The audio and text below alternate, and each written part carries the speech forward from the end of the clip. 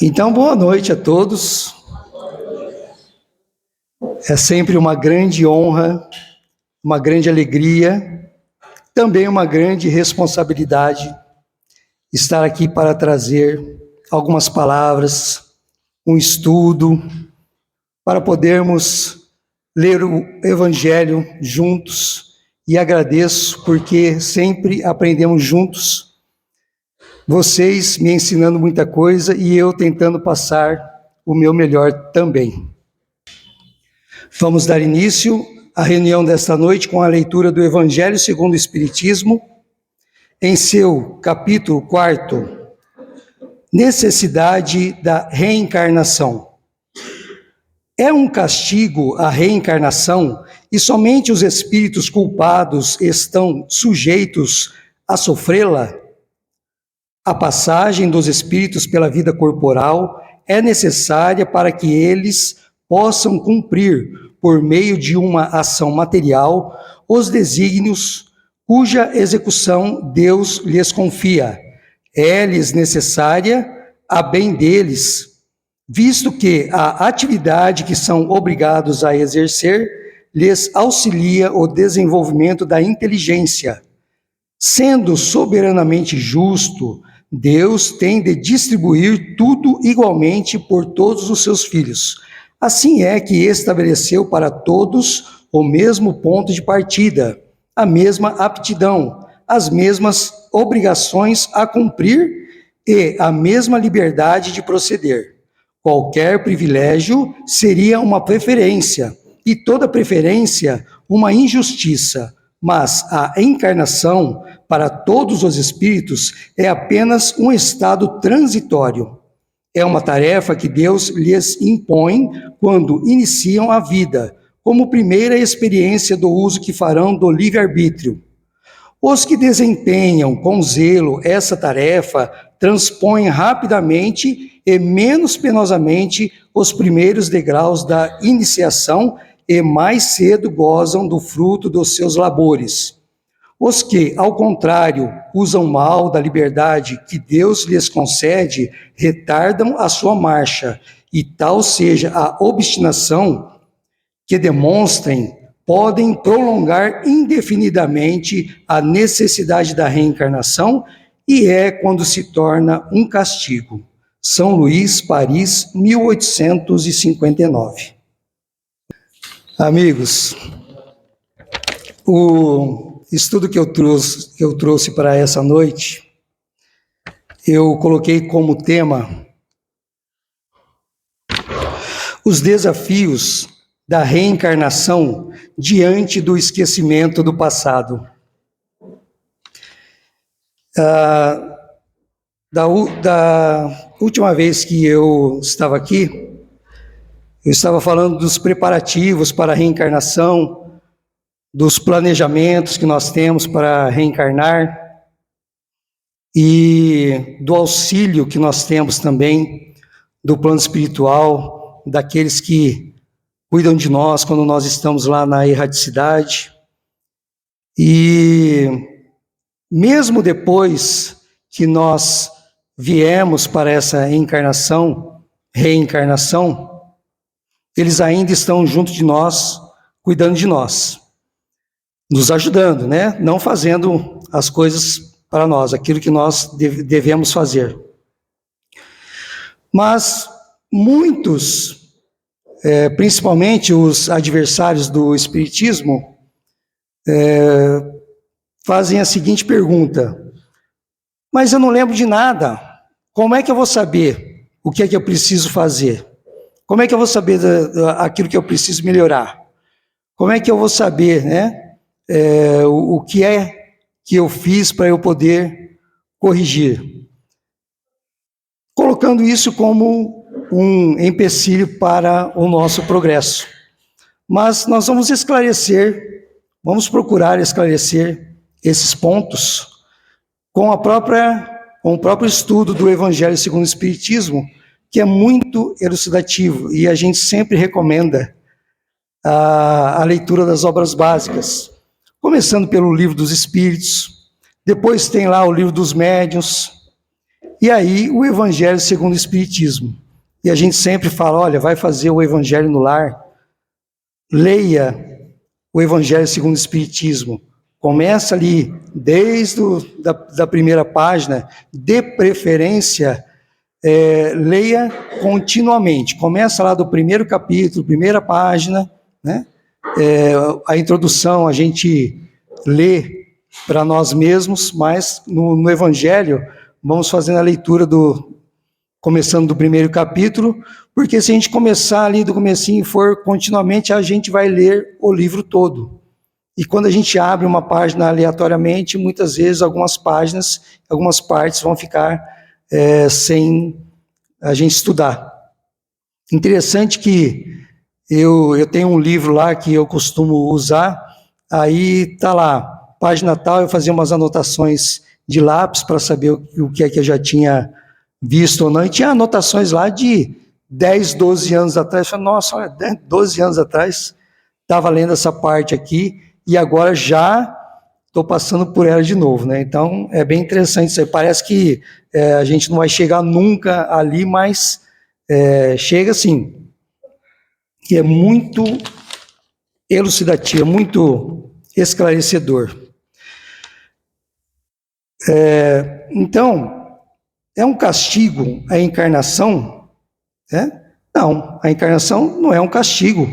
A encarnação é uma necessidade que nós temos, onde nós vamos colocar à prova aquilo que nós aprendemos, porque aqui na carne a gente tem, nós somos expostos a situações que no plano espiritual não seriam possíveis, né? Alguns sofrimentos também materiais, a gente pode passar, algumas questões assim de saúde, tá? Assim que reencarnamos, nos encontramos em uma dinâmica onde tudo pode acontecer.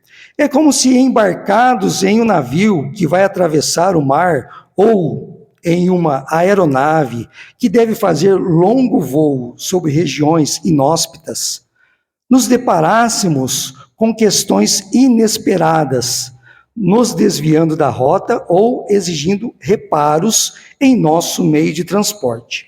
Bom, então nós temos um planejamento. Antes de reencarnar, nós temos um planejamento, nós somos ajudados, tá? Quando possível, nós somos ajudados e temos um planejamento. Mas quando a gente chega aqui, o que acontece? Eu planejei que eu vou me unir a uma pessoa, nós vamos ter filhos. E tem uma pessoa que precisa reencarnar junto da minha família, tem 1, 2, 3, 4, 5, não sei quantas, precisam reencarnar na minha família, porque nós temos um aprendizado pelo qual nós precisamos passar juntos. E eu tenho que recebê-los. Chega aqui, a gente fala assim, nossa, mas 3, 4, já está tão difícil eu me sustentar, e mais 1, e mais 2, está mais difícil ainda. Imagina 2 a mais. Não vou querer saber disso não. 2 para mim está muito bom, e eu... Então já houve uma interrupção daquela programação. De repente, nós nos desviamos, mas como nós sempre somos ajudados, os nossos orientadores fazem de tudo para nos trazer ao caminho correto. Não quer dizer que a gente vai voltar exatamente naquela rota que a gente imaginou, né? Mas, de repente, vamos fazer aqui uma imagem hipotética, um raciocínio hipotético. Eu tinha que trazer eu tinha que trazer 4 irmãos, aí eu trouxe 2.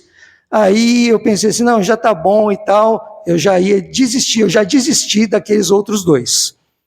Aí, ao longo da vida, eu vou me dando conta que é necessário, eu vou sentindo dentro de mim que é necessário que eu traga mais 2 pessoas para junto de mim. O que é que acontece? Quando eu estou preparado, de repente, aparecem 2 crianças lá abandonadas, e falam, nossa, eu gostaria tanto de ficar com essas crianças, né? Eu tive a oportunidade lá atrás e não deu certo, mas agora eu tenho essa oportunidade. E, de repente, adota aquelas crianças e volta ao caminho, e até aumenta os seus méritos, sacrificando-se até um pouco mais. Eu gosto de falar que eu tenho um herói. Eu fui uma vez num encontro, aí teve um senhor que falou assim, a gente foi lá, que a gente ia adotar uma criança, já tinha 2 filhos, mas tinha uma criança lá que estava praticamente assim, né, passando fome, estava numa situação muito, mas muito difícil. E quando chegou lá, tinha o irmão dele. Ele foi lá para adotar uma criança. Aí, eu vou vir para adotar a criança e tal, né?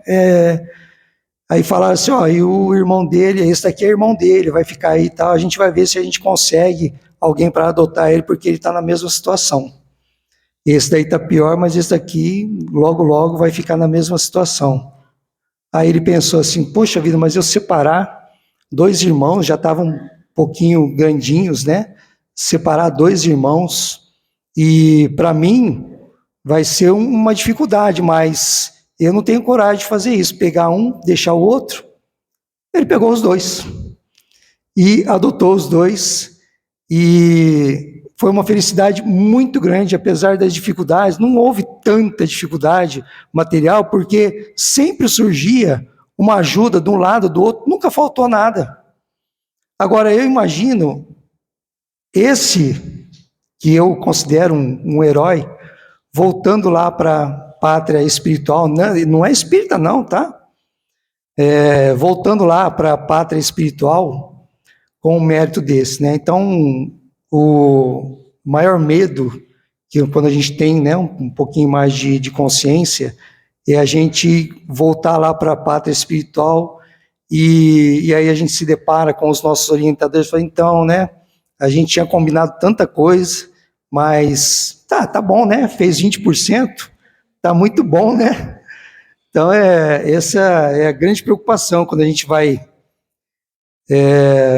adentrando um pouco mais, né, na nossa vida, avançando um pouco mais na idade. Quais seriam, então, para a travessia da atual encarnação, os desafios que enfrentaremos, exigindo nossa firme atuação? Como poderemos estar cientes dos compromissos assumidos se todos somos agraciados com o dom do esquecimento? Olha, o esquecimento,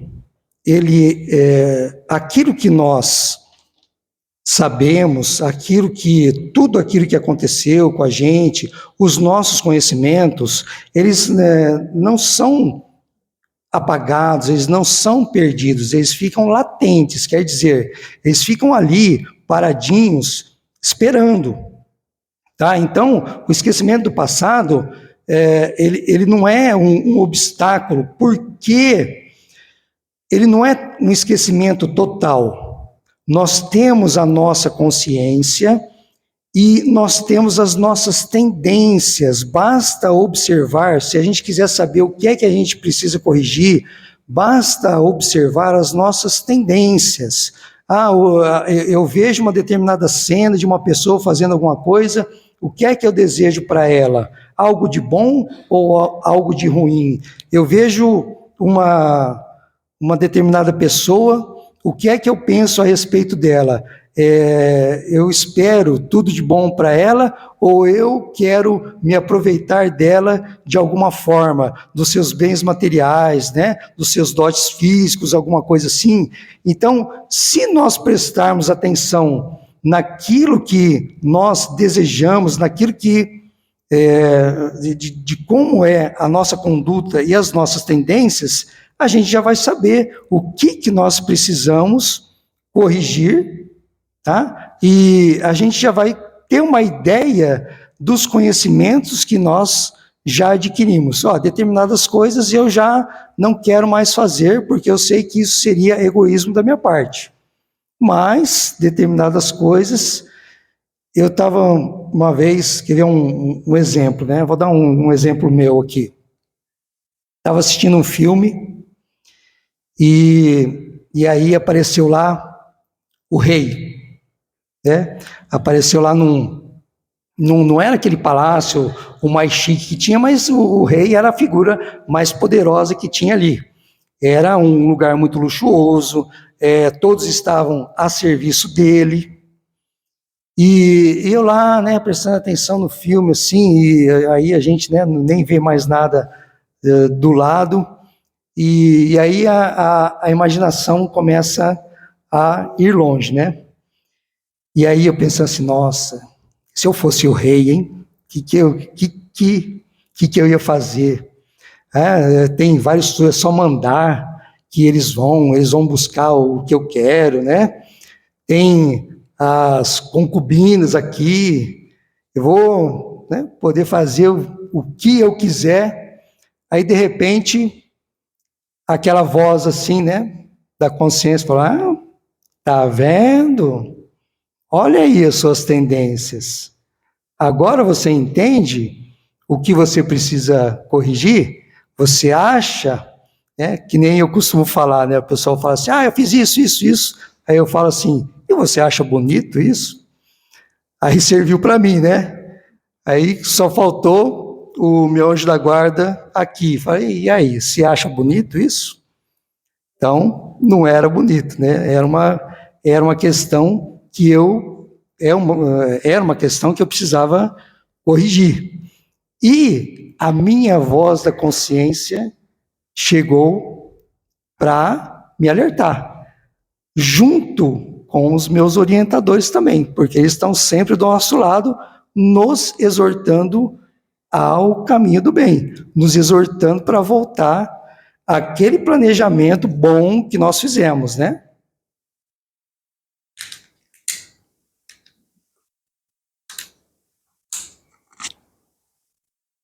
Vamos lá.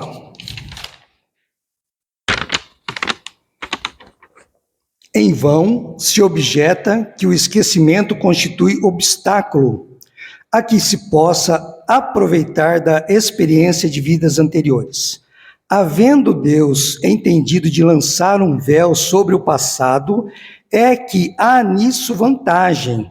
Com efeito, a lembrança traria gravíssimos inconvenientes.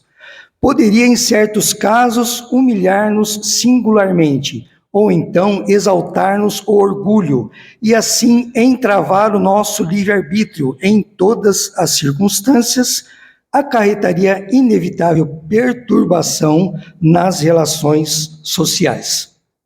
Bom, imagina que eu tenho uma questão com um irmão, há tantos casos relatados aí nos livros aí de André Luiz, em vários romances, né? E tipo assim, fulano exterminou fulano, matou, assassinou, e aí tá lá aquela perseguição. Há perseguições que acontecem há décadas, há centenas de anos, e às vezes chega até mais de 1000 anos. Uma perseguição, né? Que parece que não termina nunca. Agora imagina o que é necessário nesses casos.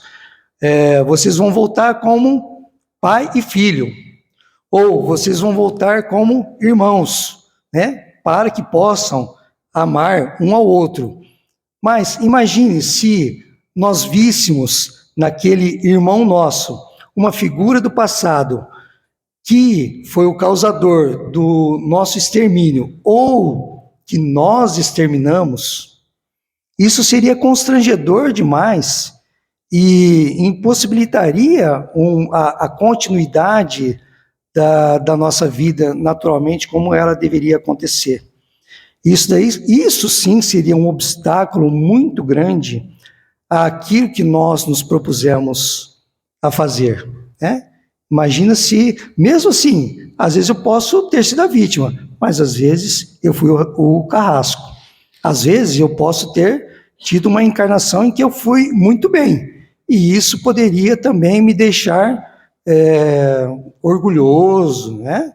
E aí eu não me dedicar tanto à encarnação atual e não realizar aquilo que eu me propus a realizar.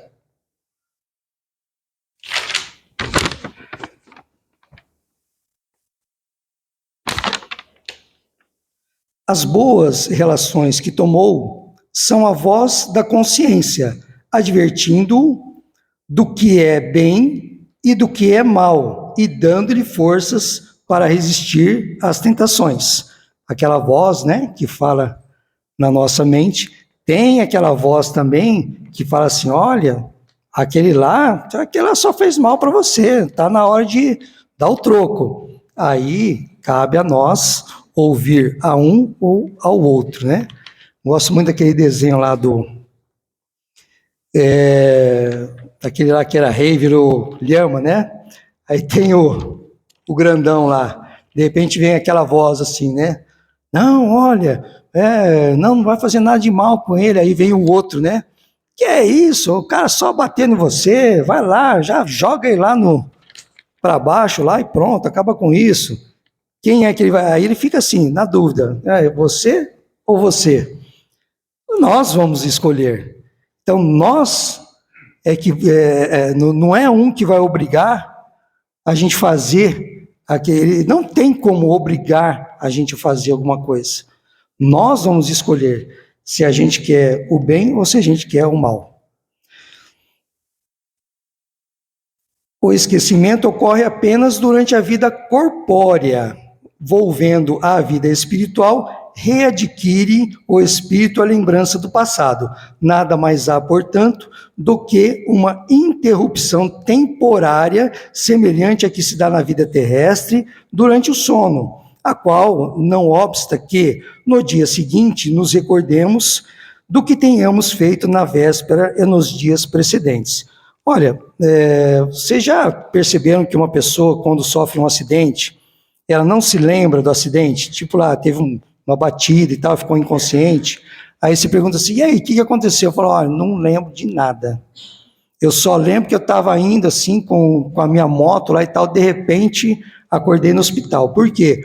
O nosso cérebro, ele bloqueia aquilo que poderia nos prejudicar. Assim também, o esquecimento do passado, momentâneo, né? Enquanto a gente não consegue lidar com isso daí, a gente fica momentaneamente com o esquecimento.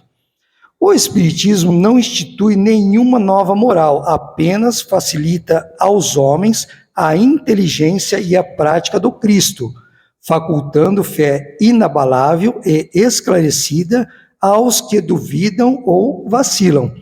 Está aí o Espiritismo ajudando a esclarecer essas questões, né, mostrando que o esquecimento não é um empecilho para o nosso progresso. Reconhece-se o verdadeiro espírita como? Opa, é aquele que, homem é bom, homem espírita, ele é bom. Pergunta lá para Ana Paula, Rinaldo, não sei o que ele vai fazer naquele centro lá. E aqui em casa, não sei o que ele vai fazer lá. Vai lá, fala uma coisa, chega aqui em casa, é outra. Aí eu falei para ela assim, mas eu estou tentando, olha aqui, reconhece-se o verdadeiro espírita, assim como o verdadeiro cristão, pela transformação moral, que eu ainda não consegui, né? E pelos esforços que emprega para domar suas inclinações más, que ainda em mim são imperceptíveis, mas existem. Fala, não, mas eu não estou vendo, mas existem, e eu estou tentando, né? Todos nós estamos nos esforçando. Desde que a gente está aqui, a gente está se esforçando. Então, uma pequena história que pode ilustrar, tipo assim, ó, será que a gente vai ficar muito tempo nessa encarnação? E quanto tempo que a gente deve ficar? Olha, o suficiente para a gente passar por uma etapa, por um aprendizado não é tudo que nós vamos fazer, né? A gente não é Santo Agostinho. Santo Agostinho era um hedonista. Hedonista era aquele que somente prazeres. Aí a mãe dele, Santa Mônica, orou por ele, orou, até que um dia ele falou assim: olha, mãe, a senhora venceu. Então, a partir desse momento, e hoje é quem é, né? Um santo da igreja, um grande colaborador do Espiritismo, no Livro dos Espíritos, escrevendo várias partes lá, ditando várias partes do Livro dos Espíritos. E nós temos a história que o médium Jerônimo, ele contou o seguinte, que ele ia fazer uma palestra em uma determinada cidade. Aí, ele ficou muito doente, teve uma febre, uma tontura e tal, não tinha condições de ir. Esse médium Jerônimo, não sei se vocês conhecem, deixa eu ver aqui o nome dele inteiro. Jerônimo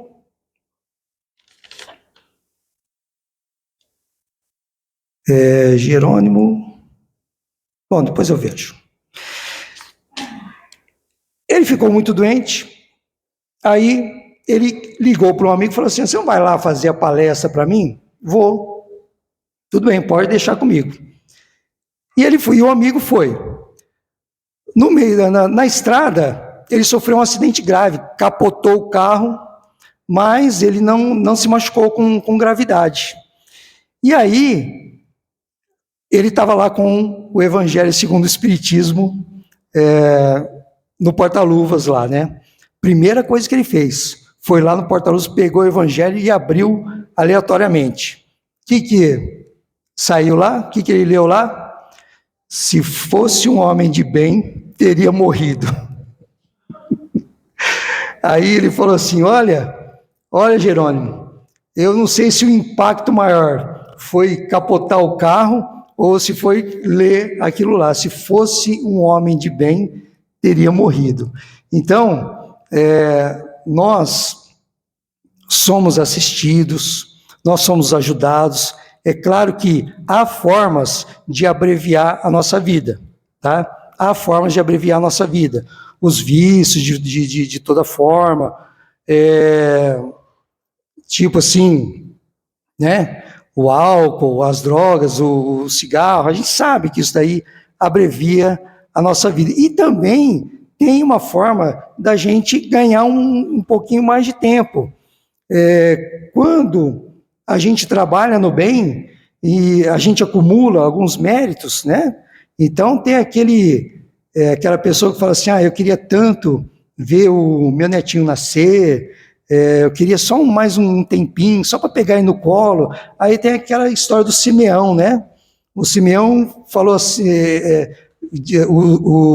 os anjos falaram para ele: olha, você só vai morrer depois que você vê o Cristo. E aí nasceu o menino Jesus, ele foi lá, pegou o menino no colo, e aí orou para os céus, né? Falou assim: olha, Senhor, agora o Senhor já pode me levar, porque agora eu já vi quem eu tinha que ver, então eu agradeço muito a sua piedade, né? A sua misericórdia. E assim aconteceu. E aí o Jerônimo, certa vez, ele foi lá no Chico e falou assim: olha, o médico falou assim para eu já andar com atestado de óbito no bolso, porque, né, só está faltando um fiozinho aqui para o coração parar. Então já anda, a hora que parar, alguém já vai lá e assina. E aí o Chico falou assim: o Emmanuel está aqui, né? Você falou que você está por um fio. E o Emmanuel está aqui e fala assim, ó, quando a gente trabalha no bem, o fio engrossa, tá? Então, continua trabalhando no bem, que o fio vai engrossar. Assim também, né? Serve para ele, serve para nós também. Então, a nossa consciência está aí para nos ajudar, desde que nós possamos ouvir as boas orientações. Nosso anjo da guarda também, nós temos toda a ajuda necessária, nós temos lá também aquele tempo de vida que nós acolhemos lá, para que a gente pudesse passar por uma existência que vai certamente nos trazer progresso. Estamos aqui para aprender e progredir, e não para ficar sofrendo, né? Aí, esse não é o propósito de Deus. Amigos, o que eu tinha para trazer para hoje é isto. Eu agradeço muito as boas vibrações de vocês, a paciência. Peço que guardem aquilo que lhes for útil, descartem aquilo que acharem que não serve. E agradeço mais uma vez. Vamos à nossa oração.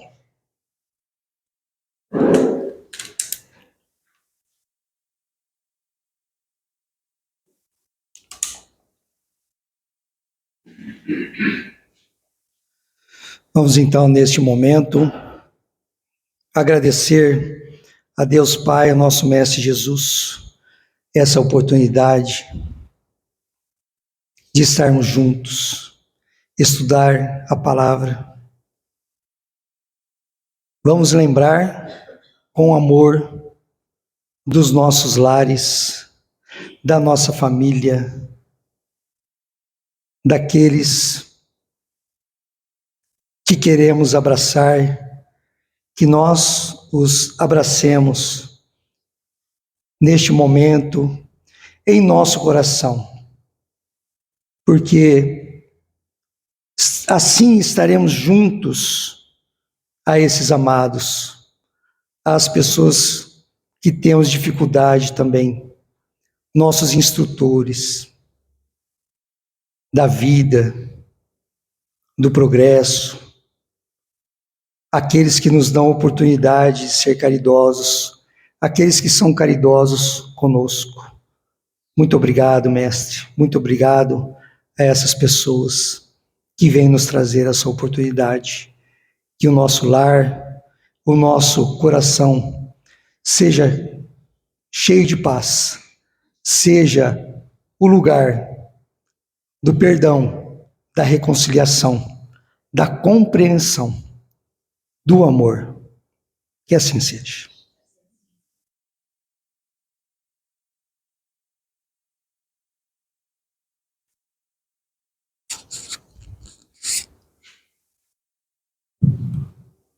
Agradecendo os ensinamentos de hoje, a vida que nos permitiu estarmos aqui,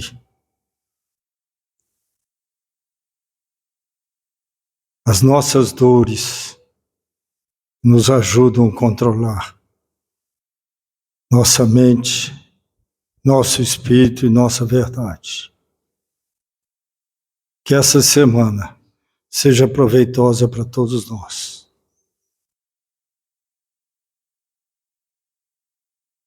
Abençoando todos aqueles que nos trouxeram aqui. A espiritualidade que está durante todo esse tempo preparando. Que todas essas bênçãos recaiam sobre o amor de Deus. Que assim seja.